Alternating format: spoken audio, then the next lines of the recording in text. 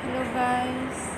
For today's video po, ipapakita ko po sa inyo kung paano bumili sa isang vending machine ng soft drinks.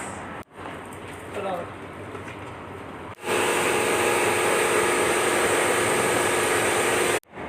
guys! For today's video po, ipapakita ko po sa inyo kung paano bumili sa isang vending machine ng soft drinks.